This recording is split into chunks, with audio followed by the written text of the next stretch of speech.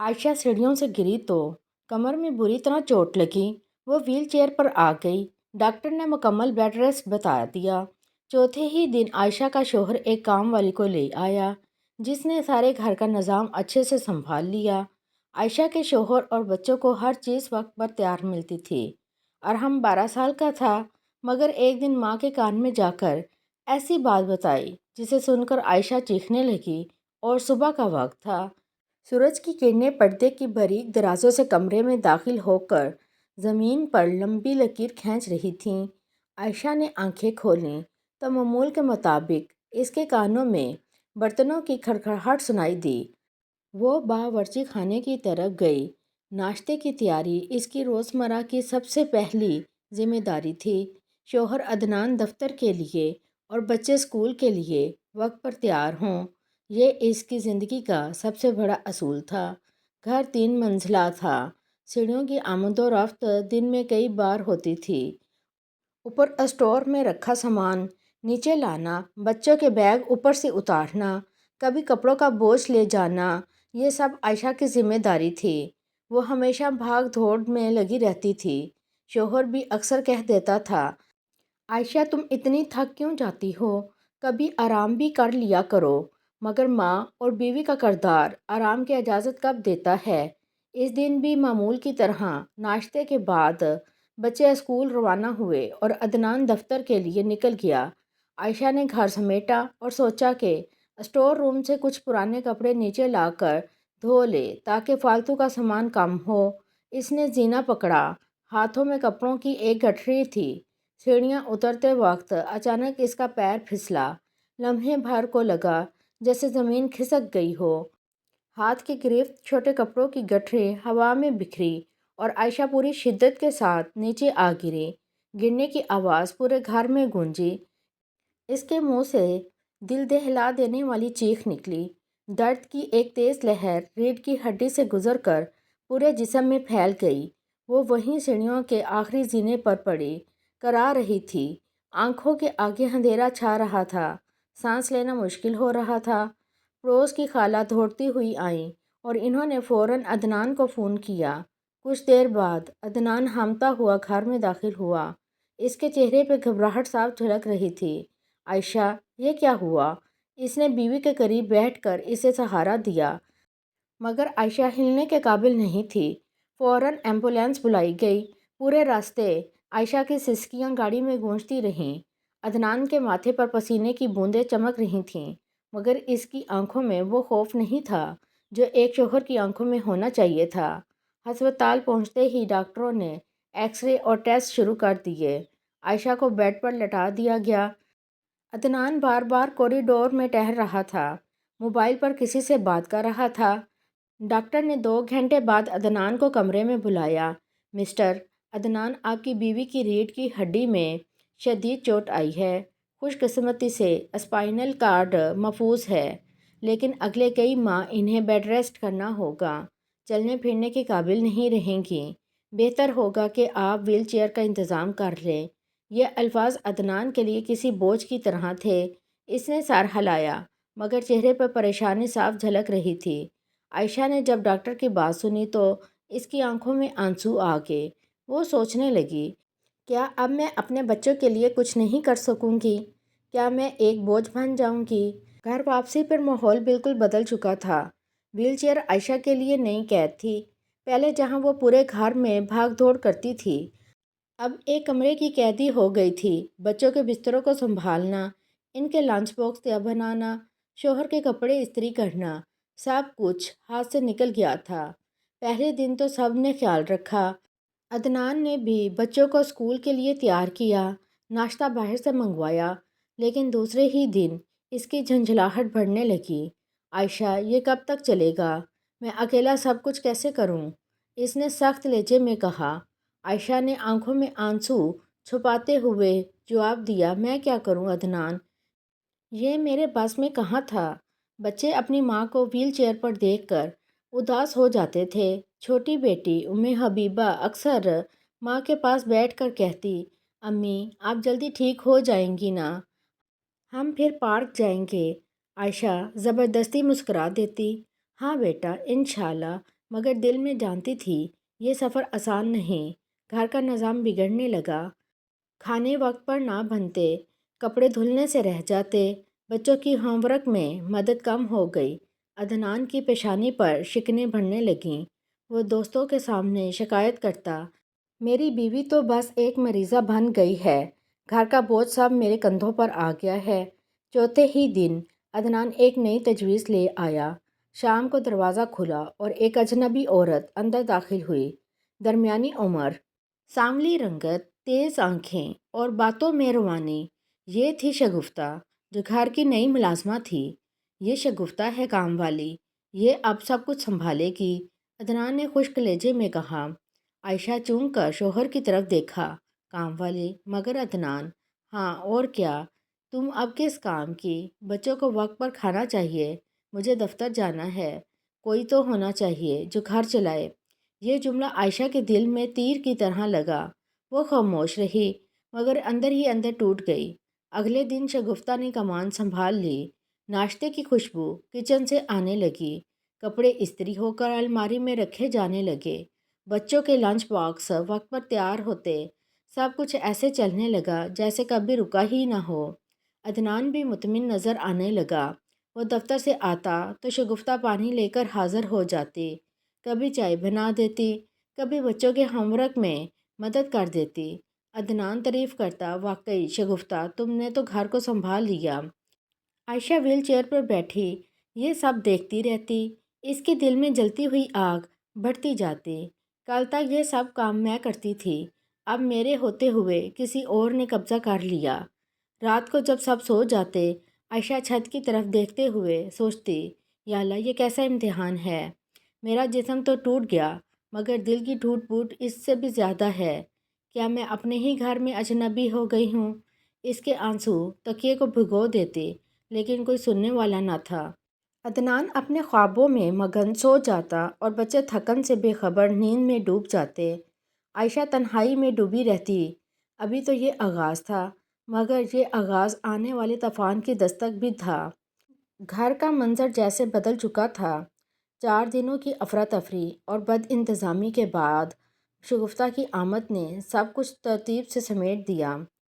عائشہ wheel chair پر بیٹھی یہ سب دیکھتی، دل میں عجیب سا احساس جنم لیتا، کبھی خوشی کہ بچوں کو وقت پر سب کچھ مل رہا ہے، کبھی کرواہٹ کہ جو کچھ وہ برسوں سے کرتی آئی اب ایک اجنبی عورت کر رہی ہے اور سب اس کی تعریفیں کر رہے ہیں۔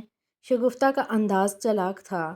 وہ ایک طرف عائشہ کے سامنے خدمت گزاری کا مظاہرہ کرتی، باجی آپ کو کچھ چاہیے، اور دوسری طرف عدنان کے سامنے اپنی قابلیت جتاتی، بھائی صاحب آپ فکر نہ کریں، گھر کے سب کام میں دیکھ لوں گی، آپ بس دفتر کی طرف دھیان دیں۔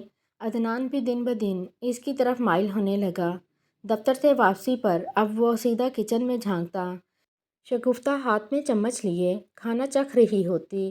عدنان کہتا، واہ آج تو بڑی خوشبو اٹھ رہی ہے۔ یہ جملہ عائشہ کے دل کو زخمی کر دیتا۔ اس نے سوچا یہی الفاظ کبھی میرے لیے کہتا تھا، آج کسی اور کی محنت کو سہرا رہا ہے۔ بچے بھی شگفتہ کے ساتھ گھل مل گئے تھے۔ وہ ان کے ساتھ ہنسی مذاق کرتی، کبھی ہوم ورک میں مدد دیتی، کبھی چاکلیٹ نکال کر دے دیتی۔ ارحم اور چھوٹی بہن اکثر کہتے، امی شگفتہ آنٹی بہت اچھی ہیں، وہ ہمیں کہانیاں بھی سناتی ہیں۔ عائشہ مسکرا دیتی، مگر اندر سے اس کے دل پر چوٹ لگتی۔ میرے بچے یہ سب پیار تو میرا حق ہے۔ ویل چیئر پر قید عائشہ کا دن اب بیکار سا ہو گیا تھا۔ پہلے وہ صبح سے شام تک بھاگ دوڑ میں مصروف رہتی تھی، اب بس کھڑکی سے باہر دیکھتی رہتی یا کمرے میں ٹی وی کی آواز سنتی۔ کبھی وہ سوچتی کاش میں گرنے سے بچ جاتی تو یہ سب نہ دیکھنا پڑتا۔ رات کو جب سب سو جاتے وہ قرآن کھول کر بیٹھ جاتی، تلاوت کرتے ہوئے آنکھوں سے آنسو بہنے لگتے، دل میں دعا کرتے، یا اللہ مجھے صبر دے، مجھے ہمت دے، میرے بچوں کو شر سے محفوظ رکھ۔ وقت گزرتا گیا، عدنان کا رویہ بدلنے لگا، وہ شگفتہ پر ضرورت سے زیادہ بھروسہ کرنے لگا۔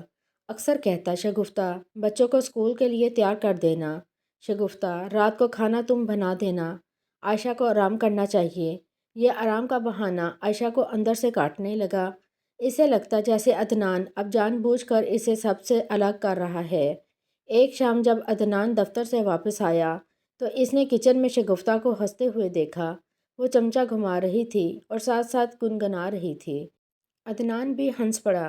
عائشہ ویل چیئر پر دروازے کے قریب بیٹھی یہ سب دیکھ رہی تھی۔ اس کے دل میں آگ بھڑک اٹھی۔ کیا یہ میرا شوہر ہے جو کسی اور کی مسکراہٹ سے لطف اندوز ہو رہا ہے؟ شگفتہ چالاک عورت تھی۔ وہ عائشہ کے سامنے حد درجہ ادب اور نرمی دکھاتی۔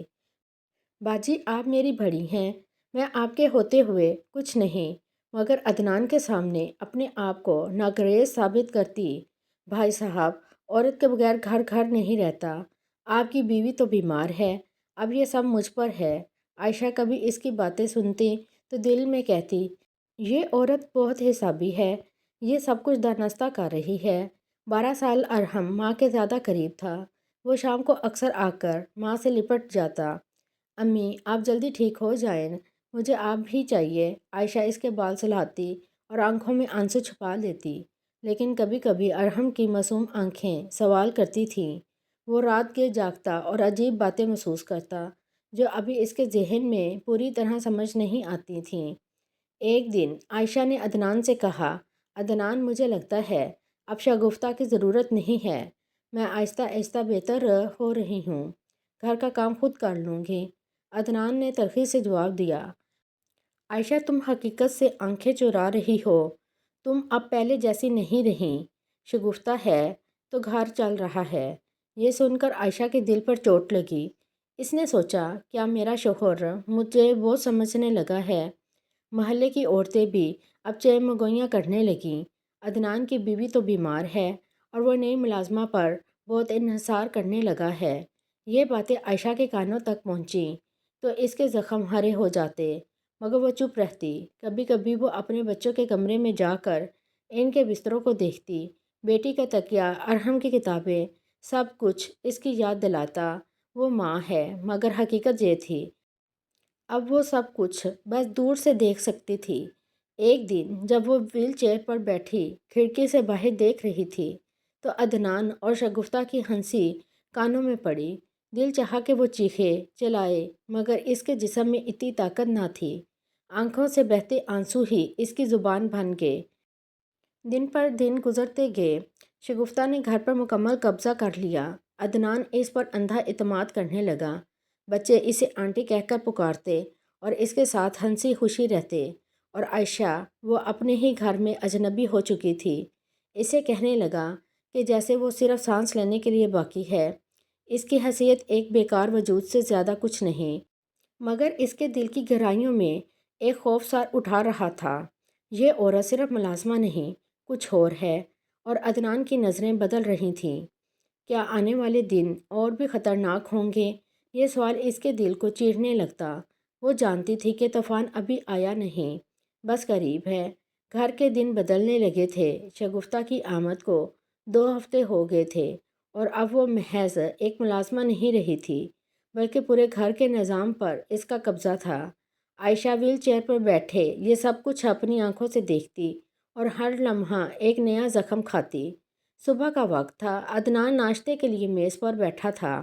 شگفتہ نے بڑی نفاست سے کھانے کی پلیٹ رکھی۔ بھائی صاحب، یہ آج آپ کے لیے اسپیشل پراٹھا بنایا ہے۔ عدنان مسکرا کر بولا، واقعی بہت مزیدار لگ رہا ہے۔ یہ جملہ سن کر عائشہ کا دل ڈوب گیا۔ وہ سوچنے لگی، یہی عدنان کبھی میرے ہاتھ کے پراٹھے کھا کر خوشی سے کہتا تھا، بیگم تمہارے ہاتھ میں جادو ہے۔ آج یہ جادو کسی اور کے ہاتھ میں چلا گیا ہے۔ شروع میں تو عدنان ہر بات میں عائشہ کی رائے لیتا تھا۔ بچوں کی تعلیم، گھر کے فیصلے، اخراجات، سب کچھ اس کے مشورے سے ہوتا تھا، مگر اب وہ براہ راست شگفتہ سے بات کرنے لگا۔ شگفتہ بچوں کے کپڑے دھل گئے۔ شگفتہ آج لنچ کیا بناؤ گی؟ شگفتہ کل بجلی کا بل بھیج دینا۔ عائشہ کے لیے یہ رویہ ناقابل برداشت تھا۔ ایک دن اس نے دبے لفظوں میں کہا، عدنان تم مجھے بتائے بغیر سب فیصلے شگفتہ سے کیوں پوچھنے لگے ہو؟ عدنان نے جھنجھلا کر جواب دیا، عائشہ تم آرام کرو، یہ چھوٹی چھوٹی باتیں ہیں، تمہیں فکر کرنے کی ضرورت نہیں۔ یہ چھوٹی چھوٹی باتیں ہی تو وہ تھیں جن پر ایک بیوی کی پہچان بنتی ہے، اور اب یہی سب اس سے چھین لیا گیا تھا۔ شگفتہ نے بچوں کو اپنے سحر میں لے لیا تھا۔ وہ ملازمہ کے ساتھ میرا شوہر اتنی ہنسی مذاق کیوں کر رہا ہے؟ اب عدنان کا رویہ سخت ہوتا جا رہا تھا۔ پہلے وہ عائشہ کے پاس بیٹھ کر اس کا حال پوچھتا تھا، اب گھنٹوں اس کے کمرے میں جھانکتا بھی نہیں۔ اگر کبھی عائشہ شکایت کرتی تو وہ کہہ دیتا، تم وہم کرتی ہو، تمہیں ہر بات میں مسئلہ کیوں لگتا ہے؟ عائشہ کے پاس جواب نہیں تھا اور وہ اپنی حالت پر خود بھی شرمندہ ہو جاتی۔ شاید واقعی میں ضرورت سے زیادہ سوچنے لگی ہوں، مگر یہ بدلا بدلا سا ماحول کیوں ہے؟ پڑوس کی خواتین نے بھی آہستہ آہستہ باتیں شروع کر دی تھی۔ شگفتہ تو بڑی تیز عورت لگتی ہے، دیکھو عدنان صاحب پر کتنا اثر ہے اس کا۔ ہاں بہن، ایسی عورتیں گھروں کو اجاڑ دیتی ہیں۔ یہ باتیں عائشہ کے کانوں میں پڑتی تو اس کی بے چینی مزید بڑھ جاتی۔ وہ سوچتی، اگر باہر والے یہ دیکھ رہے ہیں تو کیا عدنان کو خود نظر نہیں آتا، یا وہ جان بوجھ کر نظر انداز کر رہا ہے؟ 12 سالہ ارحم سب کچھ اپنی معصوم آنکھوں سے دیکھ رہا تھا۔ اسے ابھی پوری طرح سمجھ نہیں آئی تھی، مگر اسے عجیب سا لگتا تھا۔ ابو اکثر رات کو دیر تک جاگتے ہیں اور شگفتہ آنٹی ان کے ساتھ بیٹھی رہتی ہیں۔ وہ کئی بار ماں کے پاس آ کر رک رک کر کچھ کہنا چاہتا، مگر ڈرتا کہ ماں ناراض نہ ہو جائے۔ ایک دن عائشہ نے خود کو ہمت دی اور عدنان سے کہا، عدنان مجھے لگتا ہے تم شگفتہ پر ضرورت سے زیادہ بھروسہ کرنے لگے ہو، یہ ٹھیک نہیں۔ عدنان نے طنزیہ ہنسی ہنسی اور بولا، تو کیا کروں، تمہارے باس کا کچھ نہیں رہا۔ شگفتہ ہے تو گھر چل رہا ہے، ورنہ سب برباد ہو جائے۔ یہ جملہ عائشہ کے دل پر ہتھوڑے کی طرح لگا۔ وہ خاموش ہو گئی، مگر اندر ہی اندر ایک فیصلہ کرنے لگی کہ اب اسے سب پر نظر رکھنی تھی۔ گھر میں ہر دن ایک نیا تماشا ہوتا، عدنان اور شگفتہ کی ہنسی، بچوں کی شگفتہ سے قربت، محلے کی سرگوشیاں، اور عائشہ بس ایک خاموش تماشائی تھی۔ اس کا دل چیخنا چاہتا، مگر جسم کمزور تھا۔ وہ سوچتی، یا اللہ، یہ سب کب تک چلے گا؟ وقت گزرتا گیا اور عائشہ کی بے چینی بڑھتی گئی۔ عدنان کا رویہ اجنبی ہوتا جا رہا تھا۔ وہ جو کبھی اس کا سہارا تھا، اب جیسے کسی اور کے سہارے میں سکون تلاش کر رہا تھا۔ اور اسی دوران ارحم جو بچپن کی معصومیت اور بلوغت کے بیچ کھڑا تھا، سب کچھ دیکھ رہا تھا۔ اس کے دل میں وہ بات جمع ہو رہی تھی جو ایک دن ماں کے کان میں پڑی تو اس کی چیخیں نکل گئیں۔ عائشہ کے لیے زندگی کی راہ اب ایک نیا موڑ اختیار کر چکی تھی۔ وہ دن جس دن ارحم نے اس کے کان میں آ کر روتے ہوئے بتایا تھا کہ شگفتہ نے اس کے ساتھ وہ سب کچھ کرنے کی کوشش کی جو ایک ماں سننے کا تصور بھی نہ کر سکتی تھی۔ وہ لمحہ اس کی زندگی کا سب سے بھیانک اور زلزلہ خیز لمحہ تھا۔ اس کے بعد عائشہ کی روح جیسے چھلنی ہو گئی تھی۔ چند دن گزر کے مگر گھر کا ماحول ایسا ہو گیا تھا جیسے ہوا میں بارود بھرا ہو۔ شگفتہ اب پہلے کی طرح دلیرانہ مسکراہٹ کے ساتھ گھر میں گھومتی نہ تھی، مگر اس کے چہرے پر ایک عجیب سی خود اعتمادی اور بے شرمی بددستور جھلک رہی تھی، جیسے اسے یقین ہو کہ کوئی بھی اس کا کچھ نہیں بگاڑ سکتا۔ اور جب عائشہ نے اس سے پوچھنا چاہا تو شگفتہ نے فوراً ارحم پر الزام تراشی شروع کر دی، باجی، آپ کو تو پتہ ہے یہ بچہ کبھی کبھی کہانیاں بنا لیتے ہیں، ٹی وی دیکھتے ہیں تو عجیب عجیب باتیں بولنے لگتے ہیں۔ اس نے جھوٹی ہنسی کے ساتھ کہا، آپ خود ہی سوچیں، میں ایک عورت اور وہ 12 سال کا بچہ، بھلا یہ کیسے ممکن ہے؟ مگر عائشہ کے دل کو قرار نہیں آیا۔ اس نے اپنی مفلوج کمر کے باوجود اپنے بیٹے کی آنکھوں میں جھانکا تھا۔ وہاں خوف، شرمندگی اور سچائی ایک ساتھ چیخ رہے تھے۔ ارحم اب اپنی ماں سے چمٹا رہتا، مگر اپنے باپ کے سامنے کچھ نہ بولتا۔ عائشہ نے کئی بار عدنان کو اشاروں میں سمجھانے کی کوشش کی، مگر وہ ٹالتا رہا۔ عائشہ، مجھے لگتا ہے تم نے بات کو زیادہ بڑا بنا دیا ہے۔ شگفتہ دن رات ہمارے ساتھ ہے، ہم پر احسان کر رہی ہے۔ ارحم بچہ ہے، کچھ غلط سمجھ بیٹھا ہوگا۔ عدنان کی یہ بے اعتنائی عائشہ کے دل کو چیرنے لگی۔ یہ وہ شوہر تھا جو کبھی اس کے درد پر تڑپ اٹھتا تھا، مگر اب شگفتہ کی محنت اور سہولتوں میں ایسا بہک گیا تھا کہ اپنی بیوی کی بات کو وہم سمجھنے لگا۔ عائشہ راتوں کو سوتی نہ تھی، اپنی کمر کی تکلیف کے باوجود ہر لمحہ جاگتی رہتی، جیسے وہ اپنی آنکھوں سے گھر کی رکھوالی کرنا چاہتی ہو۔ ارحم اس کے ساتھ آ کر لیٹتا اور روتے روتے سو جاتا۔ اس کے ننھے سے دل پر ایسا بوجھ آ گیا تھا جس نے بچپن کی معصومیت کو دفن کر دیا تھا۔ ایک دن جب سب سو گئے تو عائشہ نے بڑی مشکل سے ویل چیئر گھسیٹ کر نازیہ کے کمرے تک لے گئی۔ اس کا دروازہ آدھا کھلا تھا، اندر سے ہلکی روشنی اور کہکے کی آوازیں آ رہی تھیں۔ عائشہ نے جھانکا تو اس کا دل دہل گیا۔ شگفتہ عدنان کے ساتھ بیٹھی تھی، دونوں ہنس رہے تھے۔ شگفتہ اس کے کندھے پر ہاتھ رکھے بیٹھی تھی جیسے وہ اس گھر کی مالک ہو گئی۔ عائشہ نے چیخنا چاہا مگر اس کی آواز گلے میں اٹک گئی۔ وہ دڑام سے ویل چیئر پر پیچھے گئی، سانسیں پھولنے لگی۔ وہ اپنے کمرے میں واپس آئی مگر اس رات اس کی آنکھوں سے نیند چھن گئی۔ اس نے فیصلہ کر لیا کہ اب وہ مزید خاموش نہیں رہے گی۔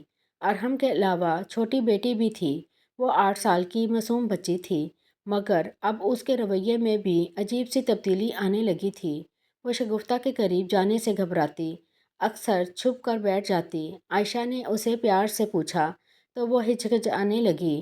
امی، شگفتہ آنٹی کہتی ہیں اگر میں ابو سے کچھ کہوں تو وہ مجھے اسکول بھیجنا بند کر دیں گی۔ یہ سن کر عائشہ کے ہاتھ کانپنے لگے۔ معاملہ اب صرف ارحم تک محدود نہیں رہا تھا، شگفتہ جیسے زہر کی طرح پورے گھر میں پھیل رہی تھی۔ چند دن تک عائشہ نے حالات کو بغور دیکھا۔ اس نے محسوس کیا کہ شگفتہ دن کے وقت حد سے زیادہ مہربانی دکھاتی ہے۔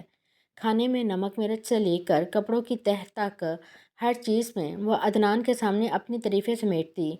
بھائی جان، آپ کے لیے قورمہ بنایا ہے۔ باجی، عدنان بھائی کی قمیض استری کر دی ہے۔ عدنان یہ سب دیکھ کر خوش ہوتا۔ وہ سمجھتا تھا کہ شگفتہ ان کے لیے غنیمت ہے، مگر حقیقت یہ تھی کہ شگفتہ اپنی سلطنت قائم کر رہی تھی۔ عائشہ نے سوچ لیا تھا کہ وہ خاموش نہیں رہے گی، مگر اس کی سب سے بڑی مجبوری اس کی معذوری تھی۔ وہ بستر پر قید تھی، ہل جل نہیں سکتی تھی۔ ایسے میں اس کا سب سے بڑا سہارا اس کے بچے تھے۔ اس نے ارحم کو سینے سے لگا کر کہا، بیٹا، اب ہمیں بہادر بننا ہوگا۔ ہمیں سچ کو چھپانا نہیں بلکہ دنیا کو دکھانا ہے۔ ارحم کی آنکھوں میں پہلی بار ایک چمک ابھری۔ وہ جان گیا اس کی ماں کمزور نہیں ہے بلکہ وہ اس طوفان کے مقابل کھڑی ہے۔ مگر شگفتہ بھی چالاک تھی۔ ایک دن اس نے عائشہ کے کمرے میں آ کر اس کے سامنے 2 ٹوک لہجے میں کہا، باجی، بہتر یہی ہے کہ آپ اپنی زبان بند رکھیں۔ عدنان بھائی کو سب کچھ پتہ ہے مگر وہ مجھے گھر سے جانے نہیں دیں گے۔ آخر میں نقصان آپ ہی کا ہوگا۔ عائشہ نے اپنی آنکھوں میں آنسو روک کر کہا، نقصان میرا نہیں تمہارا ہوگا شگفتہ، کیونکہ سچائی کبھی چھپ نہیں سکتی۔ شگفتہ ہنس پڑی۔ اس کی آنکھوں میں ایسی بے حیائی تھی کہ عائشہ کانپ اٹھی۔ باجی، یہ گھر اب میرا ہے، آپ چاہ کر بھی مجھے یہاں سے نہیں نکال سکتی۔ یہ سن کر عائشہ کے وجود میں آگ بھڑک اٹھی۔ اس نے دل ہی دل میں اللہ کو پکارا، اللہ مجھے طاقت دے، مجھے اپنے بچوں کی حفاظت کرنی ہے۔ اس رات عائشہ نے ہاتھ اٹھا کر دعا کی۔ اس کی آنکھوں سے آنسو بہہ رہے تھے مگر دل میں ایک نیا عزم جاگ چکا تھا۔ وہ جانتی تھی کہ جسمانی طور پر وہ کمزور ہے مگر ماں کی دعا اور ایمان کی طاقت اس کے پاس سب سے بڑا ہتھیار ہے۔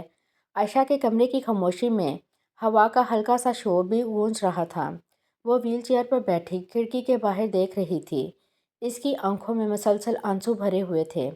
پچھلے چند دنوں کی کیفیت نے اس کے دل اور دماغ کو جھنجھوڑ کر رکھ دیا تھا۔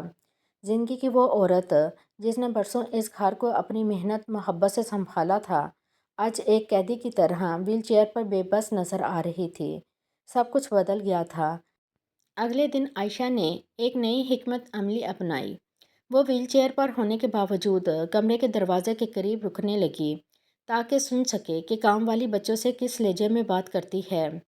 وہ سب کچھ نوٹ کرنے لگی اور حکمت عملی بنانے لگی۔ عائشہ نے سوچ لیا تھا کہ وہ اپنی اولاد کے لیے آخری سانس تک لڑے گی، اس لیے اس کے ذہن میں جو پہلا خیال آیا وہ یہی آیا کہ وہ اپنی امی کو چند دنوں کے لیے اپنے گھر پر بلوا لے اور پھر شگفتہ کی کارستانیوں پر اس کی نظر بھی رہے گی اور اس کی امی بھی اس کا ساتھ دیں گی۔ عدنان ویسے بھی ان کی بہت عزت کرتا تھا۔ یہی سوچ کر اس نے اگلے ہی دن جب اپنی ماں کو فون کر کے ساری صورتحال بتائی تو اس کی ماں سکتے میں آ گئی اور کہنے لگی، عائشہ بیٹی، تم نے مجھے پہلے کیوں نہیں بتایا؟ میں پہلے ہی بچوں کے پاس آ جاتی، لیکن اب بھی دیر نہیں ہوئی۔ تم فکر مت کرو، میں آج شام ہی پہنچ جاؤں گی۔ ماں سے بات کرنے کے بعد عائشہ کو بہت تسلی ہوئی تھی اور اس نے جیسے سکون بھرا سانس لیا تھا۔ اب اسے اس بات کی کوئی فکر نہ تھی۔ ماں گھر آ چکی تھی۔ بچے نانی کو دیکھ کر بہت زیادہ خوش تھے اور عدنان نے بھی خوشی کا اظہار کیا، لیکن شگفتہ کے چہرے پر ایک ناگواری محسوس کی جا سکتی تھی۔ عائشہ سمجھ سکتی تھی کہ اس کی من مانیوں کو اب کھلی چھوٹ نہیں ہوگی، اسی وجہ سے وہ اس طرح منہ بنا کر پھر رہی تھی۔ امی نے آتے ہی شگفتہ کے اوپر کڑی نظر رکھنی شروع کر دی۔ وہ بات بات پر شگفتہ کو ٹوکتی اور شگفتہ پہلے پہل تو برداشت کرتی رہی، لیکن پھر آگے سے بحث کرنے لگی۔